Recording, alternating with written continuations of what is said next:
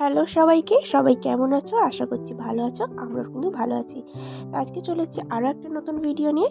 দিনটা ছিল সরস্বতী পুজোর আগের দিন। আর আমার বাবা যেহেতু ঠাকুর করছিল, সেই জন্য ঠাকুর তখনও কমপ্লিট হয়নি। সেই জন্য আমি আর আমার দিদি বাপিকে একটু হেল্প করে দিচ্ছিলাম ঠাকুরের শাড়ি পরানোর জন্য। কিছু বিশেষ কারণের জন্য পুজো হবে কি হবে না সেই নিয়ে আমরা চিন্তিত ছিলাম, কিন্তু শেষ পর্যন্ত ঠিক হলো যে না, পুজো হবে। তো হঠাৎ করে ঠিক হওয়ার কারণে সময় একদমই কম হয়ে গিয়েছিল। সেজন্য আমরা তিনজনে মিলেই আর কি শুরু করে দিয়েছিলাম ঠাকুরকে সাজানোর জন্য।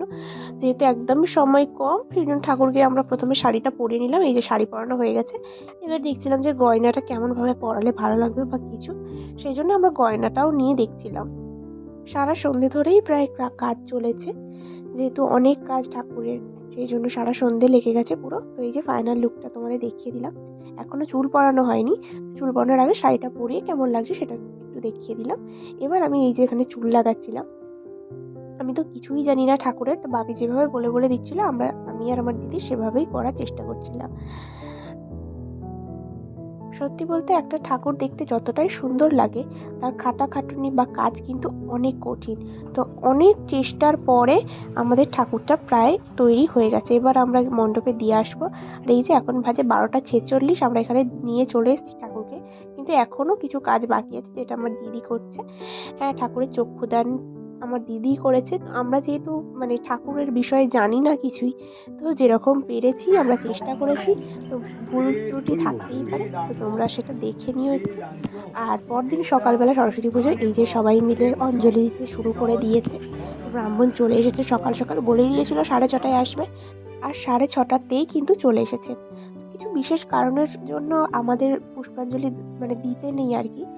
সেই জন্য আমরা অঞ্জলি দিইনি, বা আমাদের কোনো ঠাকুরের কাজেই আর কি হাত দিতে নেই, সেই জন্য আমরা কিছুই করিনি। পাশের কাকিমারা যারা ছিলেন তারা সবাই মিলে করেছে। তো অঞ্জলি দেওয়ার পর্ব শেষ হতে আমরা বাড়ি চলে এসেছি। আর আমার মা এখানে তৈরি করছে খিচুড়ি। আমাদের প্রত্যেক বছর সরস্বতী পুজোর সকালে খিচুড়িটাই হয়। আর আমি এখানে ব্লাউজ টাকছিলাম, কারণ শাড়ি পরবো। তো আদা জিরে যা যা লাগবে নিরামিষ খিচুড়িতে, সেগুলো আমার দিদি বেটে নিয়েছে। এরপর আমার মা বিকেলে গোটা রান্নার জন্য আর কি শাক কেটে নিচ্ছে, পালং শাক। আমাদের গোটা সিদ্ধ সেটা নেই, আমাদের আছে গোটা রান্না। তো গোটা গোটা জিনিস দিয়ে রান্না করলেই হয়, সিদ্ধ যে এক একজনের নিয়মে থাকে সেই নিয়মটা আমাদের নেই। সেখানে মটরশুঁটি ছাড়ানো হয়ে গেছে। আর এই যে দুপুরের খাবারটা একটু দেখিয়ে দিচ্ছি। এখানে হয়েছিল আমাদের খিচুড়ি। তো কিছু কিছু সময় এরকম নিরামিষ খিচুড়ি খেতে কিন্তু বেশ ভালোই লাগে। আর ঘড়িতে এখন বেজে গেছে 2:30। আর আমার মা বসে গেছে রান্না করতে। তো প্রথমে শাকটা নিয়ে বসে গেছে। তো শাকটা হবার পরে এখানে একটা ফুলকপি, গোটা গোটা বেগুন এইসব দিয়ে কিছু একটা তরকারি করছিল। আমি ঠিক জানি না, আমি যেহেতু বেরিয়েছিলাম সেই জন্য আমি জানি না, আমার দিদি ভিডিওগুলো করে রেখেছে। আর এখানে শাক আরে সব হবে আস্তে আস্তে। তাড়াতাড়ি বসিয়ে দিয়েছে, যেহেতু রান্না শেষ হতে তো সন্ধে হয়ে যাবে, তাই দুপুর দুপুর বসিয়ে দিয়েছে।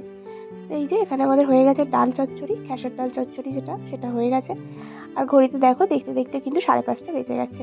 আমার দিদি এখানে খাবার নিয়ে বসে পড়েছে, মুড়ি তরকারি পায়েস এইসব নিয়ে। তো আলুর দম, ডাল, পায়েস, শাক চচ্চড়ি অনেক কিছু রান্না হয়েছিল। এই যে সব শেষের পথে, প্রথমে ভিডিও করার কথা মনে নেই, আমরা শেষে ভিডিও করেছি।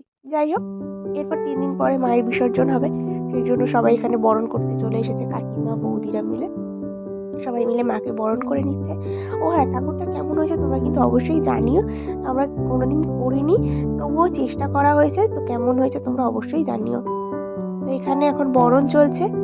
আর এখানে কত লোক বেরিয়েছে দেখো, সব লোক এখানে অপেক্ষা করছে মায়ের বরণ শেষ হলে মায়ের বিসর্জন হবে। এইবারে বেশি দিন ঠাকুর রাখা হয়নি, 3 দিনই রাখা হয়েছে। যেহেতু আমাদের কিছু করতে নেই, সেই জন্য বেশি দিন ঠাকুর রাখা হয়নি। তো বরণ শেষে এখানে এখন কনকাঞ্জলি হচ্ছে, যেটা হয় নিয়মে, সেটা হচ্ছে। মায়ের মিষ্টিমুখ শেষে এবার মায়ের ভাসান হবে। আগে ঘরটা বিসর্জন করে দেওয়া হচ্ছে। তোমাদের এখানে সামনের পুকুরেই বিসর্জন হয়, কিন্তু নামার জায়গাটা খুবই শর্ট, সেই কারণেই আর কি একটু অসুবিধা হয় নামতে। যেহেতু রাস্তা থেকে একদম ডিরেক্ট নিচে নামতে হয়, কোনো সিঁড়ি নেই, সেই জন্য একটু অসুবিধাই হয়। সেই জন্য দেখো, একটু নামাতে অসুবিধা হলো। তো যাই হোক, এখানে মায়ের বিসর্জন তো হয়ে গেল, দেখতে দেখতে 3 দিন কেটেও গেছে।